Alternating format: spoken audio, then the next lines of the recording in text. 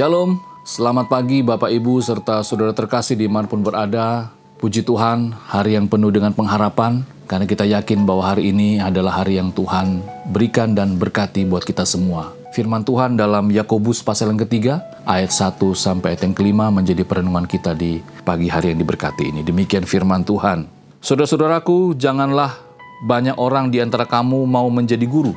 Sebab kita tahu bahwa sebagai guru kita akan dihakimi menurut ukuran yang lebih berat. Sebab kita semua bersalah dalam banyak hal. Barang siapa tidak bersalah dalam perkataannya, ia adalah orang sempurna yang dapat juga mengendalikan seluruh tubuhnya. Kita mengenakan kekang pada mulut kuda sehingga ia menuruti kehendak kita. Dengan jalan demikian kita dapat juga mengendalikan seluruh tubuhnya. Dan lihat saja kapal-kapal, walaupun amat besar dan digerakkan oleh angin keras, namun dapat dikendalikan oleh kemudi yang amat kecil, menurut kehendak jurumudi. Demikian juga lidah, walaupun suatu anggota kecil dari tubuh, namun dapat memegahkan perkara-perkara yang besar. Lihatlah betapapun kecilnya api, ia dapat membakar hutan yang besar. Demikian bacaan firman Tuhan kita, berbahagialah yang mendengar dan mengindahkan firman dalam kehidupannya hari lepas hari. Saat saya membaca bagian firman Tuhan ini, saya teringat waktu saya masih kecil, ya, saya pulang kampung ke Tomohon, dan kebetulan di Tomohon itu pada waktu itu ada alat transportasi tradisional yang kalau di tempat saya di Tomohon namanya bendi. Kalau di Jogja seperti dokar begitu, tapi ini rodanya cuma 2, ya, dan ada satu kuda di depan. Dan kebetulan setiap saya pulang kampung ke Tomohon, opa saya selalu mengajak saya jalan-jalan naik bendi. Dan kebetulan pengemudi bendi ini kenal dengan opa saya, dan saya diberikan kesempatan untuk megang tali kekang kemudi dari bendi tersebut. Wah, luar biasa. Itu pengalaman yang menegangkan, ya. Meskipun saya pegang hanya berapa menit saja, tetapi itu suatu pengalaman yang luar biasa, mengendalikan kuda meskipun saya harus dituntun juga begitu, ya, tidak dipegang sendiri begitu.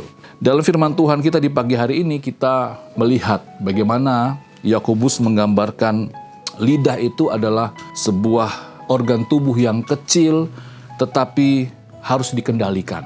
Bahkan digambarkan sama seperti kapal yang besar, hanya dengan kemudi yang kecil kapal itu dapat diarahkan. Demikian juga kita sebagai orang percaya, ya, bagaimana kita dalam kehidupan kita hari lepas hari harus mengendalikan lidah kita, harus mengontrol lidah kita, di mana lewat lidah kita ada perkataan berkat dan juga mungkin akan ada perkataan kutuk.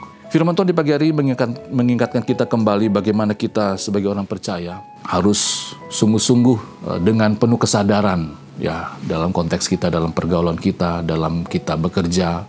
Mungkin kita akan mengalami tekanan, kita akan mengalami situasi yang sulit. Kadang-kala kalau kita tidak bisa mengontrol emosi kita, tidak bisa mengontrol hati kita, kadang-kala juga mungkin akan keluar perkataan-perkataan kutuk, perkataan-perkataan tidak pantas dari lidah kita. Firman Tuhan di pagi hari ini sungguh indah. Sebelum kita kembali lagi beraktivitas, kita kembali lagi diingatkan bagaimana kita harus mengekang lidah kita, harus mengontrol lidah kita. Dengan pertolongan dan kekuatan daripada Roh Kudus kita tentunya akan dimampukan. Sehingga apapun yang kita ucapkan, apapun yang kita sampaikan kepada sesama kita, itu adalah perkataan-perkataan yang membangun, perkataan-perkataan yang memberi berkat. Lidah tidak mempunyai tulang, tapi ia mampu menguatkan atau mematahkan perasaan. Kita berdoa. Tuhan, terima kasih.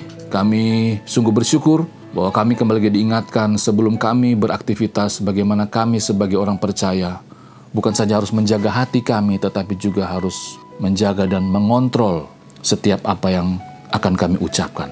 Mampukan kami agar kami diberikan kesabaran, diberikan kekuatan dengan pertolongan dari Roh Kudus, agar setiap ucapan kami, perkataan kami, bahkan mungkin candaan-candaan kami adalah hal-hal yang berkenan, hal-hal yang kudus, hal-hal yang membangun, hal-hal yang boleh menjadi berkat kepada sesama kami. Terima kasih Bapa, ini doa kami.